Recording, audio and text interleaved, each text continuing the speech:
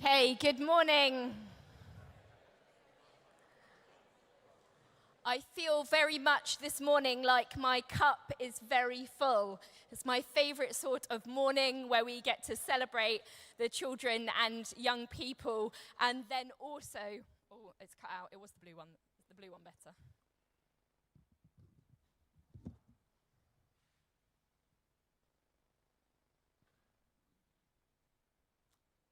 Hello? You think it's going to... There we go. Okay.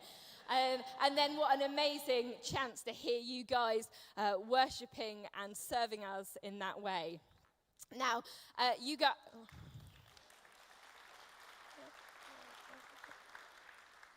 Can I just say, in my defense, there's going to be a lot more reference to the young people, so I wasn't just walking on by that. What I have got for you guys is... I know that different people find it easier or not so easy to engage in talks. I've got some talk bingo for you, right? Okay, so you have to listen out for the words, and if you hear those words, you can cross it off. And the first person to get it, you can shout bingo. You have my full permission to interrupt me. And I think Sarah might have grabbed some pens, but here they are. And also, any adults, if you feel like this would help you, it's fair game. Okay. Brilliant. So, great. There is a prize. So if you're new with us this morning, perhaps you're visiting to come and see the young people, or maybe you've just joined us over the last few months. We've been going on a journey as a church over the last few years, really. And in 2020, 2021, we were kind of hearing from God, working out what it was that our vision was to be for New Community. And over the last year or two, we've been trying to see how we implement that vision. And so today we're taking a break in our series on the parables, and we're going to be thinking about discipleship, what it means at New Community Church to be a disciple of Jesus, and what that pathway looks like for both new believers and for all of us, because we're all disciples. And what greater opportunity to demonstrate discipleship than this morning. Mikey and his team have worked really hard over many months or years to develop the young people, to get them to the stage where they are able to serve us in the way that they have this morning. But it hasn't just come easily. You have all had to put in effort and hard work and training, just like an athlete. And that's what discipleship is about. It's about training. When we first came up with the Discipleship Pathway, I think it was 5 years ago, our heart really was to see our children and young people become lifelong followers of Jesus. And what a beautiful example to see Evie, who is kind of leaving our children and youth work, and just the faith that you have and the faith that you're able to pass to others. And I know that you'll go to university and you will bring seeds for the kingdom and you'll scatter them, and there will be great fruit because of you, Evie. And so that's really the heart. And what better way to disciple than invest in our children and young people? This is a shameless plug. We are always in need of children and youth team, and I really believe it's an amazing way for us to learn how to disciple, and also I'm sure you will see the fruit of the effort that you put in. So if you'd like to join the team, it's subject to safer recruitment, but do go and speak to Sarah. It's a great way to serve. It says in Psalms 145, verse 4, "Let each generation tell its children of your mighty acts. Let them proclaim your power." We've recently had a good example of this in our family. There's been a family medical issue that we've recently found out about, which has been a bit of a surprise to all of us. But I was in the car with one of the children a little while ago, and they were sharing with their friends this can be healed. Jesus can heal this, can make it better. And I just was blown away by the faith that was their initial reaction. What we tell our children and young people and those less mature in the Christian faith and other believers, it does make a difference. And I know that child has had family members and church family and children and youth team feeding into their lives. And now they are proclaiming the power of God. You see, young people, over time, what we want for you is to pass our faith as parents and as a church on to you. We can see that you're already becoming independent in your faith and you're nurturing your own faith. And it's just like you might be learning to cook, or you might be learning to put up tents. Or take down tents, I think, in this regard. You're becoming more and more independent. And as a church community, we want you to grow in knowledge of putting up tents, because that is a youthful life skill, but also a knowledge of your faith that you're able to pass on to other people. You've probably heard of the wisdom, give a man a fish. There we go. Give a man a fish and you feed him for a day. But teach a man how to fish and you feed him for a lifetime. And that really encompasses kind of what I want to talk about this morning. That we don't want to be a people, a church that just feed people a fish and that's all right for one time. But we want to equip and train people so that they are able to sustain their own relationship with God, but also able to pass that on. So it says the dictionary definition of a disciple is a follower of Jesus, a follower of a teacher, and in our case, a follower of Jesus. Sometimes we've used the word apprentice, haven't we, to describe that in the past. So you have an apprentice plumber or an apprentice electrician. Well, we're also learning how to be followers of Jesus, but we do it on the job. We don't just sit in a room and learn. We have to live it out and practice. And the aim is, as Paul encourages us, to become mature, to not be feeding off milk like babies, but to be mature and be able to eat substantial food. John Mark Comer explains that to be a disciple of Jesus means to reorganize your entire life around the goals to be with Jesus, become like Jesus, and do what Jesus did. It's complete transformation. And that's what we want to see as discipleship here at New Community. We're going to have a look at a couple of verses in Matthew to unpack this. So the first one is Matthew 4:18 to 20. One day, Jesus was walking along the shore of the Sea of Galilee, and he saw two brothers, Simon, also called Peter, and Andrew, throwing a net into the water, for they fished for a living. Jesus called out to them, "Come, follow me, and I will show you how to fish for people." And they left their nets at once and followed him. They completely reorganized their life. They dropped their nets, their old way of doing things, and they turned and they went towards Jesus. They not only went towards Jesus and followed him, but they knew that this wouldn't just be following Jesus, but there would have to be action from them. They needed to learn how to fish for people. In Matthew 7:24 to 26, we read this a few weeks ago as part of our parable series. It says, "Anyone who listens to my teaching and follows it is wise, like a person who builds their house on solid rock. Though the rain come in torrents and the floodwaters rise and the winds beat against that house, it won't collapse because it's built on bedrock. But anyone who hears my teaching and doesn't obey it is foolish, like a person who builds a house on sand. When the rains and the floods come and the winds beat against that house, it will collapse with a mighty crash."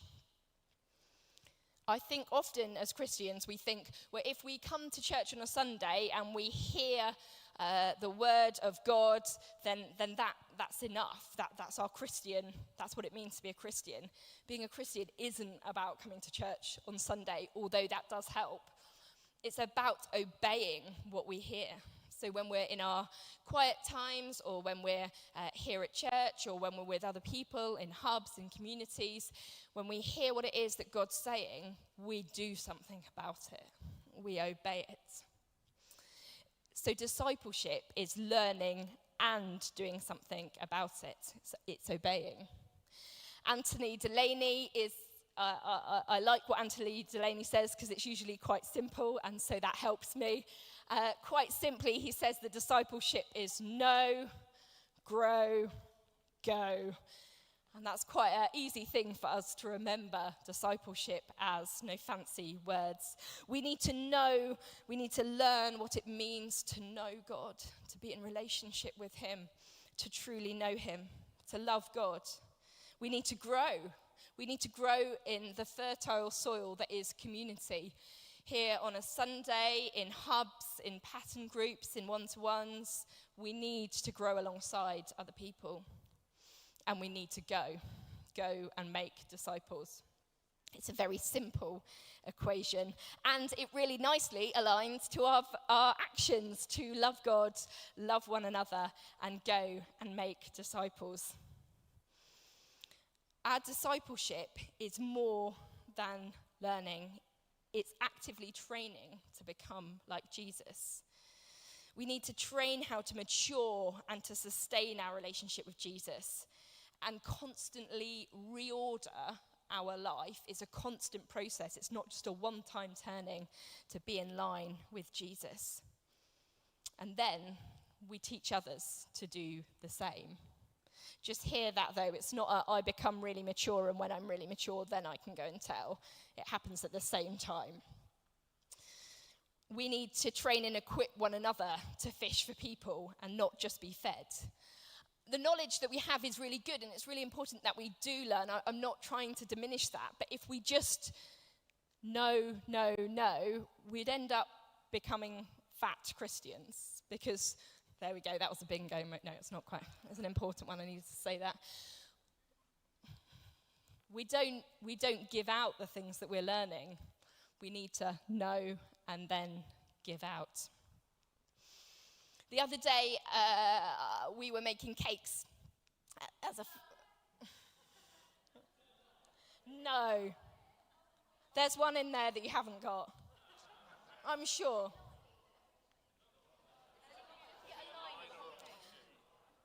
It's the whole sheet. Oh, sorry. I'm not used to playing bingo. I don't play bingo. Sorry, it's the whole sheet. Got to have the whole sheet.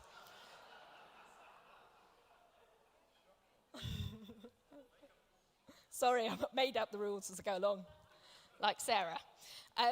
Okay, so where was I? Cakes. We were making cakes as a family. And one of the children had done a fantastic job of totally making the cakes themselves, and I'd been cooking a roast dinner as well. It got to after dinner. It was about 8 o'clock. I'd been in the kitchen quite a few hours, and they said, well, now we need to ice the cakes. I did not want to ice the cakes, and I did make that quite clear. I'm sorry. So I just thought, right, that's fine. I'll just make it. And so I made this icing and passed it over and said, you ice them. And they did. But that's a really good example of absolutely terrible discipleship. Because what I did was I just fed them the fish. I just said, here you go. I didn't teach or equip or show how to make icing. And so the next time that we come to do that, I'll have to teach from scratch. And so although it might have been quickest in the short term, it wasn't very quick in the long run. We need to pass on our faith and our knowledge to other people. It's really important. Now, for the mathematicians amongst us, multiplication is much more powerful than addition, right? Bod maths? No, maybe that's not quite right.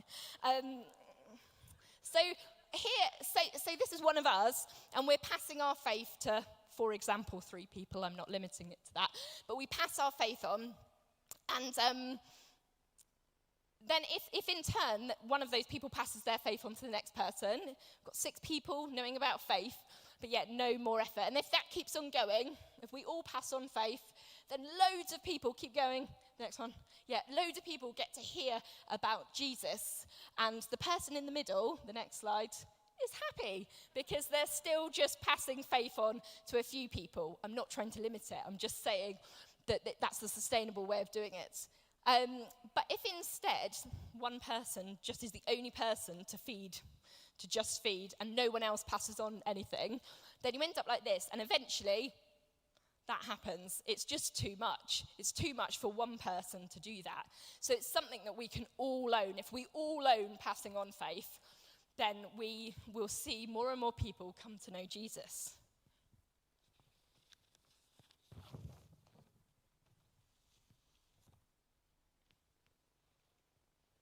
And this is really where the Discipleship Pathway comes in, which is what I want to briefly introduce to us this morning. It provides some of the tools and some of the Trellis to help us learn to become mature followers of Jesus, and also for us to fish to make new disciples. It's for everyone. It's not just for people that are new to faith or might be interested. It's for all of us because we all want to grow in maturity. Discipleship is a lifelong process. It doesn't stop. So we could summarize it as a dynamic resource that gives us the tools that we need to make growing disciples. It's a fishing net. It's not a fish.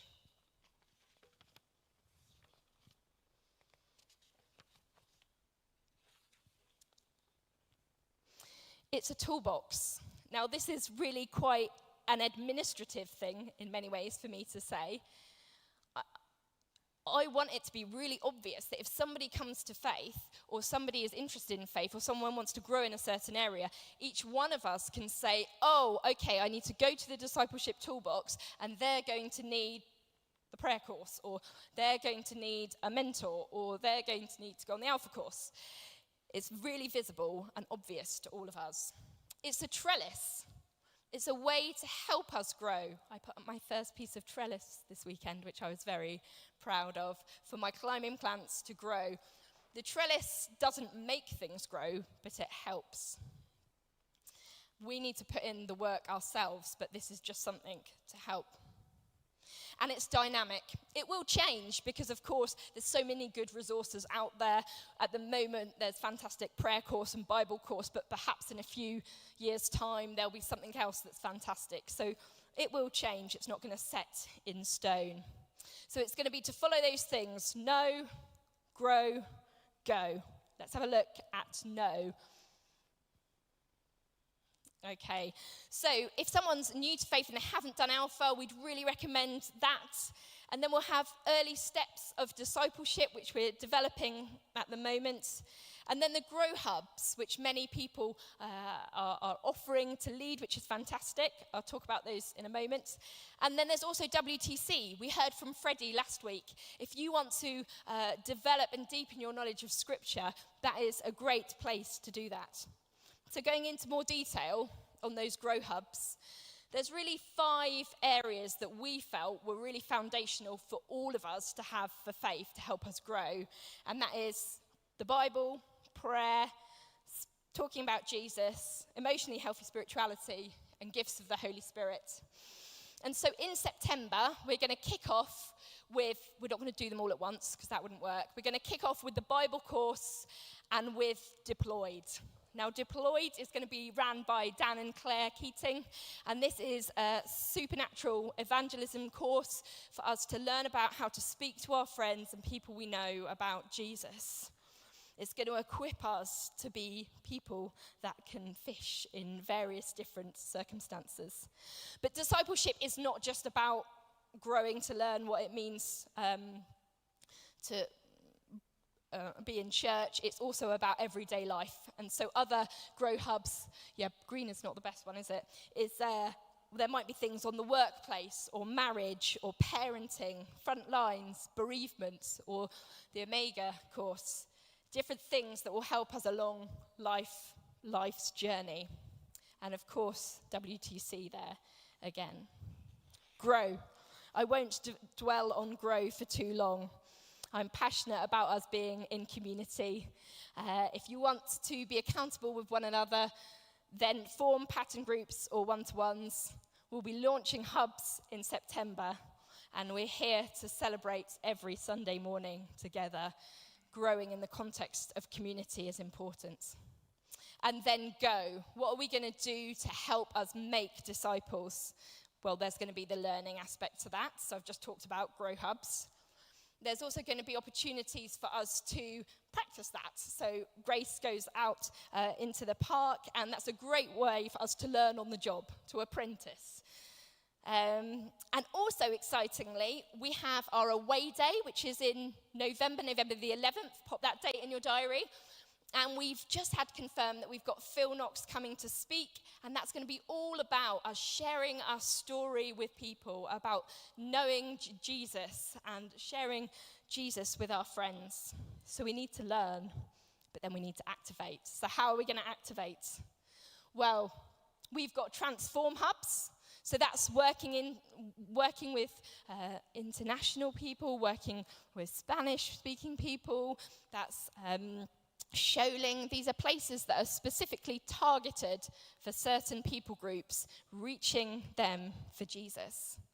There's our young people. We have club night once a month, and that's a great opportunity, as they've been singing this morning, for them to invite their friends along. We love our city in various different ways, through Community Cafe, the SO14 Hub, Hope Community School, Hope into Action. These are all very practical ways of us, if we're not sure how to start activating some of the things we're learning, these are easy access points for us to say, oh, I'm going to come along and serve at that. And so these are the various different things that we can do to activate our faith. So, the Discipleship Pathway. It's hard to describe. I've struggled to describe the word discipleship because it is so all-encompassing. If you were to think for a moment to describe what a tree is and what a tree does, even that alone would be tricky. It is hard for me to communicate everything about discipleship.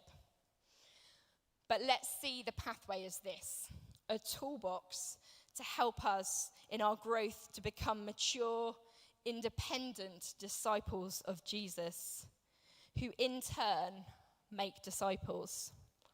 The hope is that it will give each one of us, every one of us here, the tools and resources that we need to grow as individuals ourselves, but also to know what to do when we see our friends come to faith in Jesus. We do really want to be praying and have faith that we see a harvest of people come to know Jesus, but we need to be ready. The nets need to be ready, and this is one of the ways that I think will help us.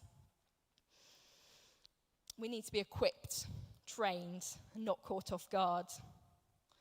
So let's be a church who doesn't just give people fish, but helps them do a 180 to turn from that to that. I must have missed a word. I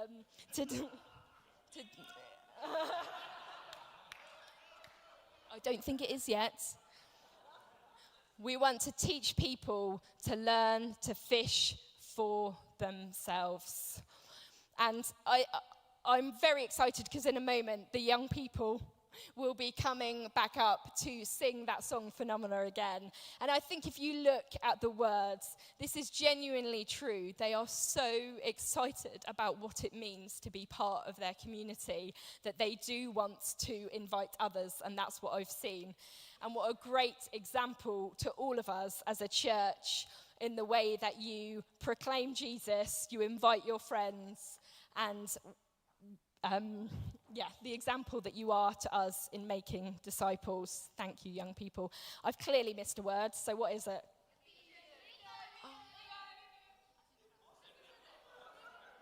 What was it? Ephesians?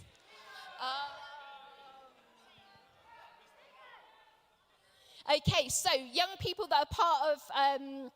I need to work out how I'm going to judge that in a moment. But young people that are part of the band, you're going to come up, I think, and lead us in a final song.